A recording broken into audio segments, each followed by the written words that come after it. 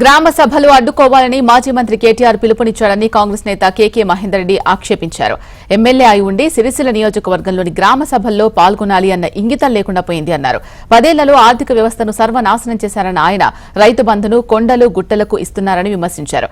రాష్ట్రాన్ని కేటీఆర్ దోచుకుంటే సిరిసిల్లను స్థానిక బీఆర్ఎస్ నేతలు దోచుకునేందుకు సహకరించారని మండిపడ్డారు ఆయన.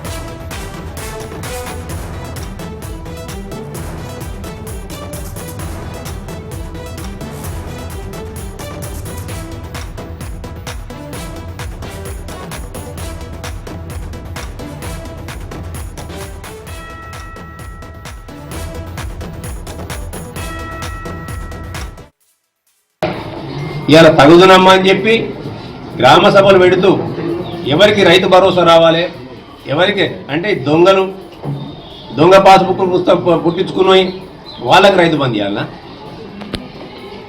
లేఅవుట్లు చేసిన వాడికి రైతు బంద్ చేయన్నా, రైస్ మిల్లులు సినిమా టాక్సులు వాటికి రైతు బంద్ చేయన్నా, రోడ్లకు రైతు బంద్ చేయన్నా.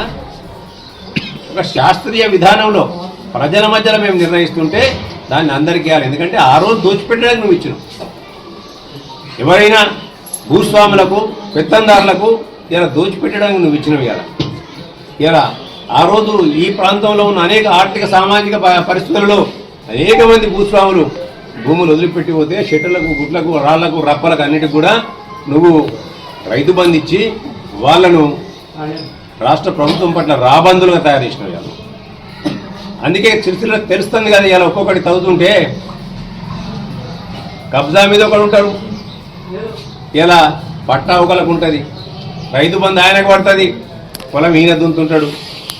అసైన్మెంట్ భూములు దారాలు ఇలా అర్ణం ఇచ్చినట్టు వెనకటి అందరూ ఇలా మన ఆడపిల్లని ఇచ్చినప్పుడు మనం ఆడబిడ్డ కట్టడం కింద కొంత పశువులను భూమిలో ఏదో ఇచ్చేవాళ్ళం, అర్ణం ఇచ్చినట్టు ఇచ్చేసిండు అందరికీ. అలా నేను రాష్ట్రాన్ని దోసుకుంటున్నా, మీరు ఇక్కడ దోసుకుంటారు అని చెప్పి అలా నేను ఇలా చెప్తున్నా.